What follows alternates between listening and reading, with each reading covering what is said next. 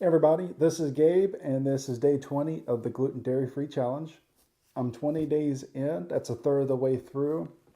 Still got 40 more days to go, two-thirds of the way through, but I've completed 20 days so far. Yay for me. And yay for you if you're trying, a gluten dairy free challenge yourself, or if you're trying a different other challenge for this year. Kudos to you for getting however far you've gotten through. If you have done something, let me know. Write a comment. Let me know what you're doing. I'll be interested and curious to know what it is that you're doing.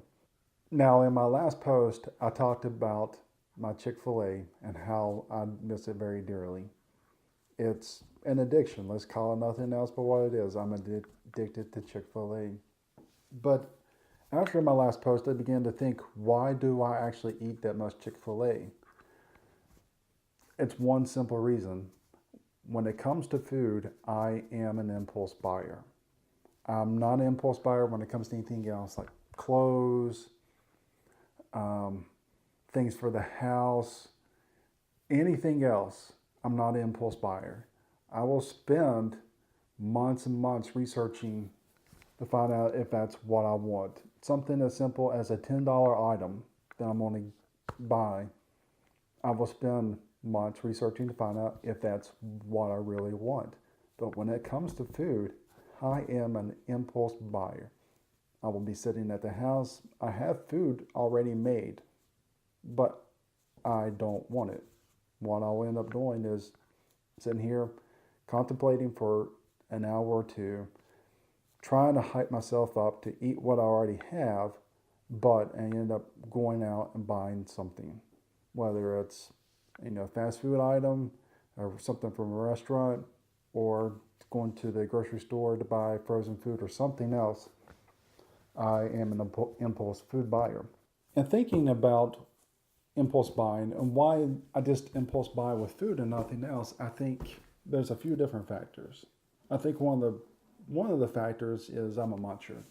I do like my snacks, and I do just like munching on things.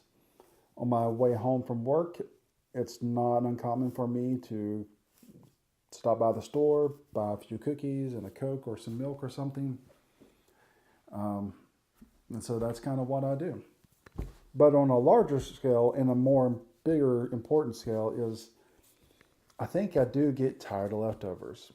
I think when I cook something and then I have it for a few days, it's gets a little tiresome. Now, it doesn't ever stop being good. It's tasty, but after a few times, um, I just don't want it. So, I mean, okay, like let's take for instance this in this challenge I cooked the baked potato and the chili, and I've had it a few times, and that's what I'm planning on eating later on today, but I don't want it. It's good, it's tasty, but I don't want it. I want something else. So that in itself is something that's kind of come up. It's kind of interesting. Within this gluten dairy free challenge, trying to make sure I stay away from that, it's kept me from impulse buying on foods that I normally get that I can't get because I'm on the gluten dairy free challenge. So it's showing me that I need to change other habits, not just the gluten dairy free, but other habits. Um, I need to uh, find ways to get past my aversion to leftovers. I need to think when I create these foods, when I cook these foods at home, good food, not untasty food, good tasty food, but planning it out to where it's not just, not where it's just one or two meals and then I can go into a new thing. So I have to think of cutting back on the portions when I cook. It could be me figuring out what's freezable and setting it aside for, excuse me, what's freezable and setting it aside for, a week or two later. So this gluten dairy free challenge has actually created its own challenge within itself. And so that is something that, you know, these next two-thirds of the challenge is actually going to be partly figuring out how can I calm down my impulse food buying, because even after this challenge is ended, I want to be able to continue eating better. Excuse me, eating more economically, because eating out does cost money. Um, and it's just something that I'm going to have to try to figure out. It's kind of interesting. One challenge leads to another challenge, which leads to another challenge. So that's where I'm at right now.